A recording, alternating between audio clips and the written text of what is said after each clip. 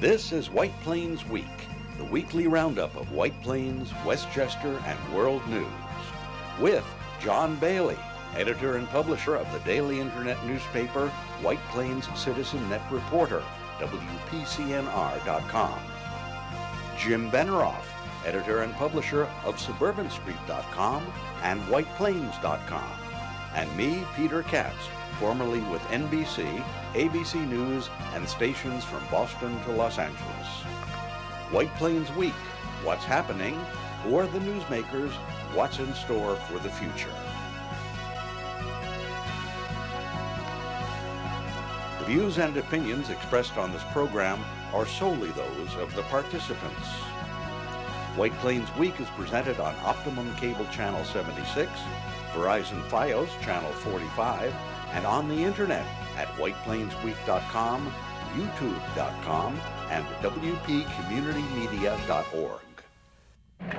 Now, White Plains Week. Good evening, Mr. and Mrs. and Ms. White Plains, Westchester, and the world. John Bailey with the Dean of Journalism in the city of White Plains, Jim Benerofe, back from assignment, and the anchor for all seasons, Peter Katz. And this is White Plains Week with you for 16 years, reviewing the news you need to know. And right now, we started the week off in White Plains with an eclipse that stopped everything, and Peter Katz and Jim has pulled some fantastic NASA shot video. Let's take us through it. Well, you know, the eclipse is even eclipsing the headlines, but I'll tell you, it's one thing that everyone was involved in. It's a news story that really touched everyone. It was a partial eclipse here in White Plains. There wasn't any central gathering place to watch the eclipse that I could find. In New York City, people flocked to Central Park. In Greenbelt, Maryland, people converged on the National Aeronautics and Space Administration's Goddard Space Flight Center. And out on the lawn down there, it was a great place for watching the eclipse. There were telescopes set up, of course, and some food trucks. You have to have food trucks for eclipse watching. Now, there were dozens and dozens, hundreds of these special eclipse glasses handed out with special dark shades, frames on them. Now, this is what it looked like. In our area, we saw a partial eclipse.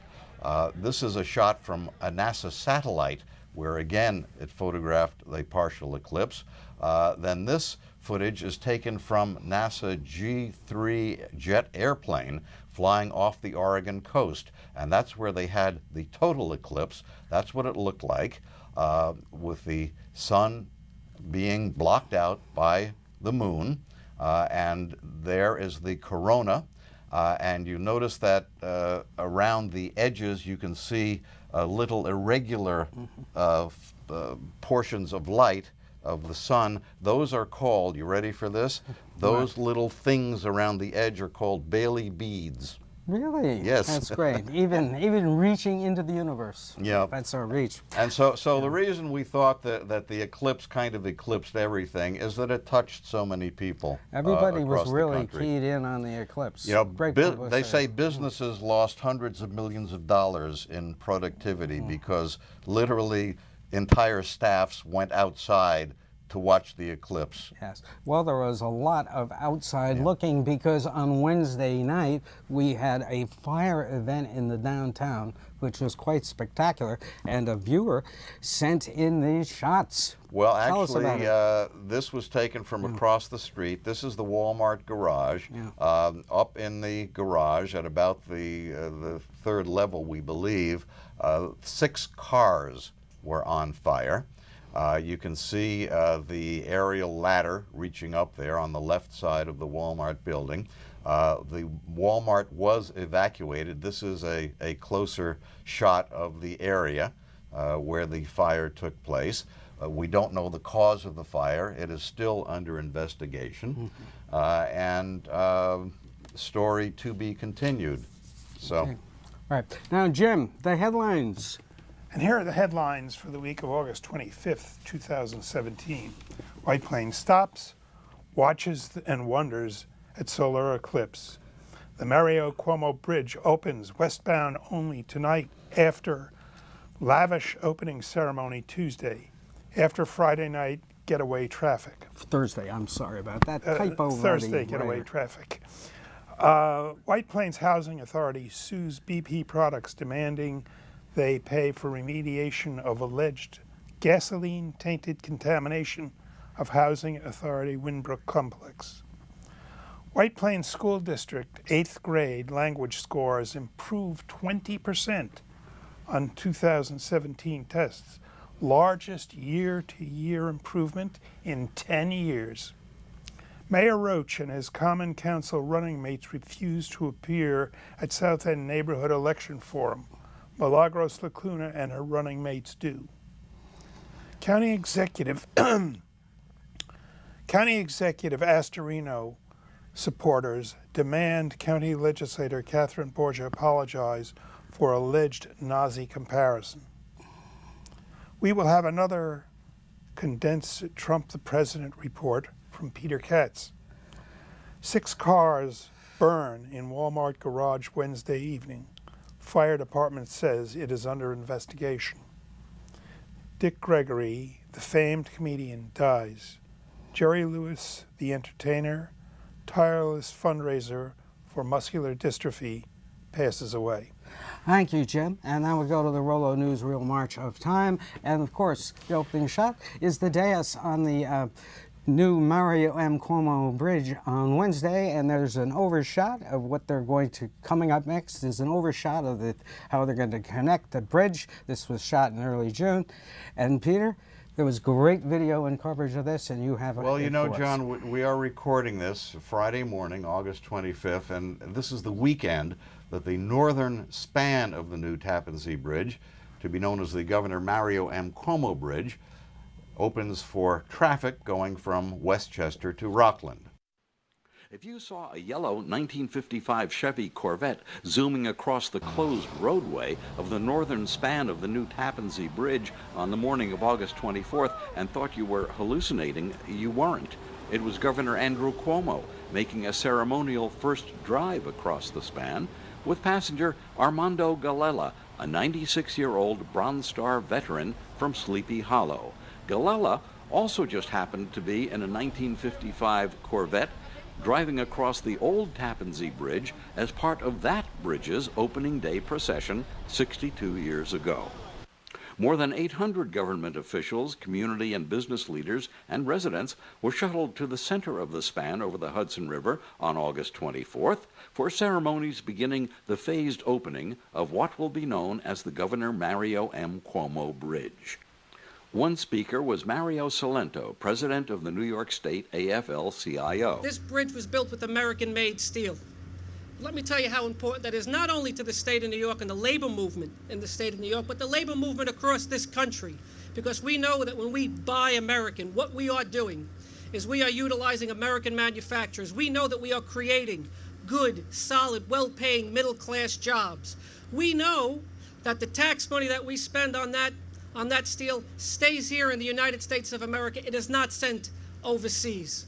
Bill Mooney, president of the Westchester County Association, spoke. The bridge, in my judgment, is proof that government can achieve real changes for our residents, for our communities, and for our economy. Congresswoman Nita Lowey's district, like the bridge, stretches across the Hudson. For more than a decade, and I've been part of government for a long time, there was so much talk.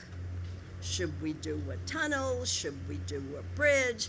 This went on for years and years, a lot of talk, many meetings, but no action. So when Governor Cuomo took office, it became clear that we had a champion for this project. Center stage for the ceremonies was reserved for Governor Cuomo. Every leader, every expert has given us the same admonition. President Bush, President Clinton, President Obama, President Trump all said the same thing. The future belongs to those who build it, that our economy relies on our transportation system, and to remain competitive globally, we must continue to lead with cutting-edge development. We've been told it, We know it, we believe it, but we just haven't done it. Why? I think the answer is as simple as it is damning. It's because we didn't believe we could do it. Then it was time to cut the ribbon. When completed in 2018, the twin-span, $3.98 billion project will have 8 traffic lanes, 4 breakdown and emergency lanes, space for bus rapid transit and perhaps commuter rail in the future, and cashless tolls. That's it. It's here. Well, it's here. We'll see how it develops. 2018 is when the whole thing is supposed to be finished and open. They'll have another ceremony formally dedicating the bridge to Mario M. Cuomo. Also, the tolls are staying the same. Through 2020, we believe, but after that, no one is saying, because the promise of federal subsidy runs out then. So if they renegotiate something to help the Thruway Authority keep the tolls down, then maybe they'll stay where they are. But John and I have done some math on our own. Well, the tolls have to go up to at least $12. We kind of think it's going to be $12, right. $13, if $14 you're going to in that borrow area. for it, as they say they are on their bonds. But we said that 5-6 years ago, I think. For the time being. They didn't believe us then, but we'll see. Staying for the time being, tolls are good. Yeah, everything is good, right. And we'll see how it works on the first Labor Day weekend next week. That will be fun. Yeah. Right. So, shocker of the week. And that comes from the White Plains Housing Authority. The White Plains Housing Authority filed a lawsuit 1 week ago against BP Products Incorporated, alleging that they had runoff from their BP gasoline site, shown here. That's an overhead view from Google. It's at 34 East Post Road, and that alleged pollution has drifted from this Post Road gas station site, which is now closed, over into the White Plains Housing Authority property, the extent of which has not been disclosed yet in the suit. We don't know how far the plume runs into the Windbrook housing complex itself. Yeah. We do know that they have drilled, according to the lawsuit, several test wells, and they have found that indeed there is some sort of pollution on the site. Definitely. We would go into detail on the suit on my website. One significant aspect is that, as we have been reporting, the Windbrook is due for redevelopment. They put up one new building in there. And now they claim in the suit that their financing is being hampered. That's correct, and we know if you try to sell your house and you try to get a mortgage and all of that, and you happen to have a leaky oil tank you got a problem. on your property, you got a problem. Right. So, and this is what they want. Here's this last paragraph. So they would like a declaratory judgment making BP essentially liable for everything they're going to run into cleaning up the site. Right. Now, some good news to report on school assessment tests. The White Plains 8th grade English language scores are up 7% compared to the last year, 42% pass. This is a 20% improvement over last year's 35%, which is the blue line to the left, but it's now up to 42. This is great. The superintendent of schools, Dr. Joseph Ricca, told me yesterday that the grade ELA improvement is due to consistency of curriculum stemming up from the 6th grade. And he is going to be looking at the 6th grade academy and how its process has affected the increase in the scores. This is really good news. Well, it's a nice way to start a new school year. Yes. And indeed, I have noticed cars are starting to be seen with greater frequency and greater density in the parking lots at the schools. So I guess teachers are starting to drift back and get the classrooms ready for the big day opening of school. Right. Brief notes on politics. Tom Roach and his running mates, Justin Brash, John Kirkpatrick, and John Martin for council, Mayor Roach, of course, running for mayor, did not show up at the South End's there were three Tuesday. neighborhood associations got together to put on a debate at the Women's Club. It was to be a debate, but they had been notified in advance that these candidates would not be participating. They have no obligation to participate. And still 150 showed up, according to them. 150 people in the audience there. And raised a lot of issues. The dissident candidates, led by Councilwoman Milagros Lecuona, who wants to run for mayor against Roach, did show up. So it wasn't a debate, it was an appearance, I suppose. Yeah. Right. Now, we have an item on Rob Astorino. Well, actually, in political stories, there's a real political firestorm brewing at the county level when County Executive Astorino vetoed a bill passed by the county legislature to limit what local law enforcement agencies could do if pressed by the federal government to help deport immigrants. Legislator Catherine Borgia sent out emails trying to round up enough votes to override Astorino's veto. And in at least one of the emails, she referred to Astorino when he explained the reasons for his vetoing the bill as engaging in the big lie, as Borgia called it, something which she went on to say all Nazis do, and that got a reaction. Clever. Some Westchester religious leaders and government officials rallied on the steps of the county office building in White Plains at noon on August 23rd to criticize legislator Catherine Borgia for using the term Nazi when she was describing County Executive Rob Astorino's vetoing of a bill the Board of Legislators had passed, which was designed to protect immigrants. I am more than somewhat appalled by the use of the word Nazi. This is a hateful word. It's a terrible thing to call anyone. And I remind you that just over here is the Holocaust Memorial Garden, which was built by a previous county executive, but the idea is that we never forget.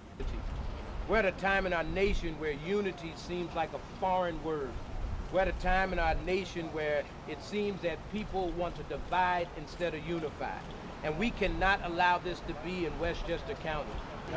If she were here, what would you say to her directly, face to face? It's really about what she would say to me, if she would apologize or not. I mean, I'm just very disappointed in her. We've worked together on the budgets and everything else. We don't agree on everything, but we've compromised along the way. And that's really what it should be about. And whoever doesn't get their way should not be labeling others Nazis or racists or everything else that's so bad about the discourse in America today. We shouldn't have that here in Westchester. That's not who we are, and that's not what we're about. In light of Charlottesville, you think the timing could not have possibly been worse? The timing shouldn't ever matter. That word should never be used. It dishonors the 6 million Jews who were just destroyed and killed at the hands of subhumans, the Nazis. And that word should never be watered down at all. It's a very powerful word. I think we'll be hearing more about this controversy. It's going to go on and on. It's a national issue. Now, local issue, shot of the French-American School of New York pond. I spoke with a member of the outbreak team from the Westchester County Department of Health, and he said he has personally inspected this pond, which we had shown on this program as a possible source of mosquitoes, and he says it is not a mosquito breeding ground. Active wildlife and fish in the pond actually are eating mosquito larvae. Then that comes from County Department of Health official Mario Polver. So, good deal. Keep eating those larvae. Now, speaking of eating larvae, it's time for Trump the president. Well, President Trump threatens to shut down the government if Congress doesn't appropriate the money he wants to pay for his border wall between the U.S. and Mexico.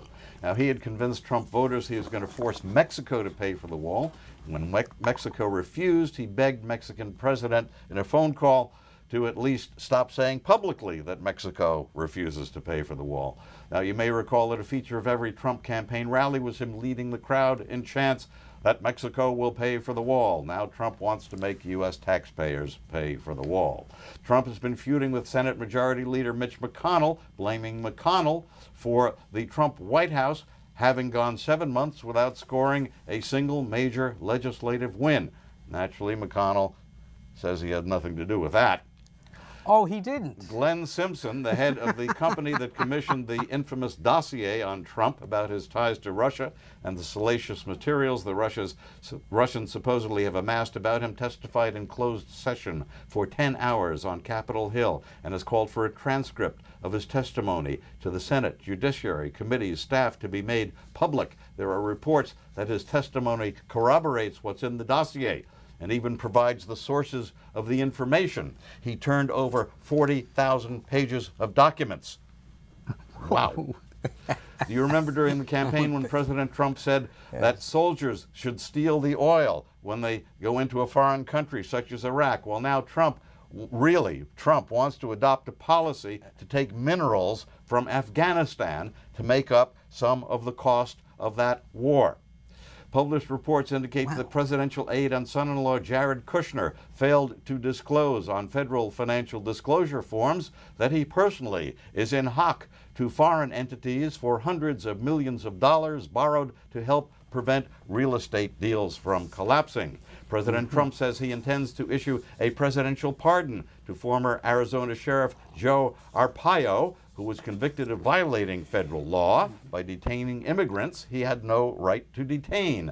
Arpaio was sentenced to jail, and Arpaio was defeated in the polls the last time he ran for sheriff, but he was an early Trump supporter. When Congress comes back from its summer break, money will be on the collective mind. A budget for the new fiscal year needs to be put in place. The debt ceiling needs to be raised. And President Trump is threatening to force a shutdown of the government because of the wall between the U.S. and Mexico. Okay? Right. Now, the administration's proposed budget slashes domestic spending, including one area which has fired up some folks here in Westchester, cuts for medical research, especially cancer research. At the Memorial Sloan Kettering Cancer Center on Westchester Avenue in West Harrison on August 23rd, the American Cancer Society's Cancer Action Network brought together advocates of increased federal funding for cancer research to call for Congress to change the administration's proposed fiscal year 2018 budget, which cuts federal funding for medical research. More than $7 billion will be cut from the National Institutes of Health and more than $1 billion from the National Cancer Institute. A banner containing messages from cancer survivors and their friends and family was prepared for delivery to Capitol Hill, and there were speakers and video presentations. Dr. Chao Dang of Sloan Kettering spoke about research producing new treatments for cancer. Now, federal funding is critical to advance cancer research. Today, there's been a 23% decline in cancer death rate because of better screening, prevention, and treatment, and this is through research. Since 2006, over 90 cancer drugs have been approved by the FDA. And today, as you've seen, 2 out of 3 adult patients will be alive at 5 years and longer. Congresswoman Nita Lowey is a Democrat and ranking member of the House Appropriations Committee, which gets to shape the administration's proposed budget. I told the Health and Human Services Secretary, Tom Price, privately and publicly, what I think of this ridiculous budget, and in particular, the harmful, dangerous proposed cuts to the NIH that would lead to more suffering, more disease, less healthy years on this planet for millions of Americans. And quite simply, as the top Democrat on appropriations, as the ranking member, I won't let this budget ever become law. You could be sure of that. Now, they're going to have to pass a budget. They're going to have to raise the debt ceiling. And it's entirely possible that Trump is going to go ahead and shut down the government. If they send him a budget that doesn't have what he wants in it, he just does not sign that into law. And as a result, everything stops. Right. That'll be interesting. Air traffic control, for example. Go try to fly someplace without air traffic control. Well, this is more of the same. More of the same. But meanwhile, there's some somber notes. We lost a couple of giants this week. One was Dick Gregory, the famous black comedian. Well, you know, he started out, you know, doing strictly stand-up, and then became really a civil rights advocate. And I think it seemed to me that he spent most of the time in his later years on social issues and not so much on comedy. Yeah, in fact, as he said in his obituary in the Times, he said, "You can't make a difference sitting at home." Yeah. Strong words. And he of was course, 84, died at 84. The great entertainer died. Jerry Lewis died at his home in Las Vegas. He was 91. The cause of death was heart disease and various complications from that. He did just about all there was to do in show business: comedian, dramatic actor, movie director, nightclub performer, singer. He started out, John, as what was called a lip syncer, where he would go out on the stage in nightclubs and lip sync other people's records and do imitations of them that way. He was also known for, as you mentioned earlier in the show, the muscular dystrophy telethons. He raised an estimated $2 billion doing that. For some, though, he will always be remembered as part of the Martin and Lewis team with Dean Martin. He skyrocketed to stardom in television and movies in the early 50s. Now, Martin and Lewis had their feuds and eventually broke up as a team. In this clip from the Colgate Comedy Hour, in the early 50s, made just after one of those feuds, Dean Martin plays a quizmaster, and Jerry Lewis is a contestant in a send-up of the popular show at that time, the $64,000 question. Instead of an isolation booth, as used by contestants on the real show, Lewis goes into a water tank.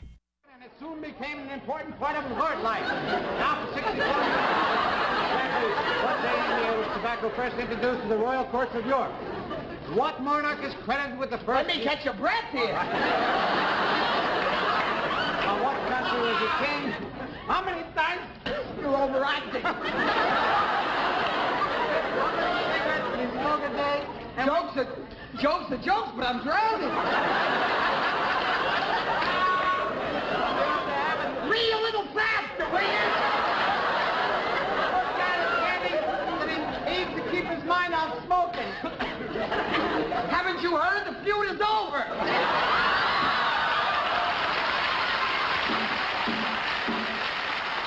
The joy of live television. You know, we're lucky that, that these shows have been preserved on what was called kinescope. It's a film of a television show.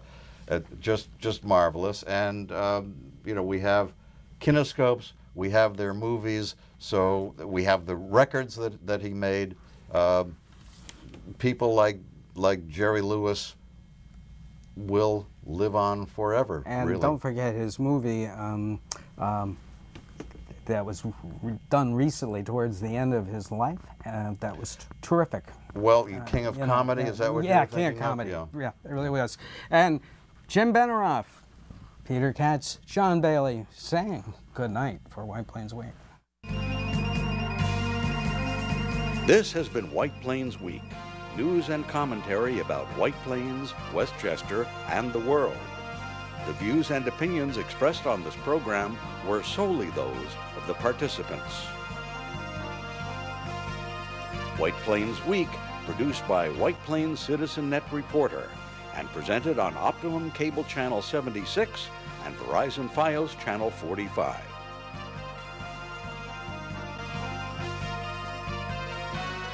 You may view White Plains Week anytime on the internet at whiteplainsweek.com, youtube.com, and wpcommunitymedia.org.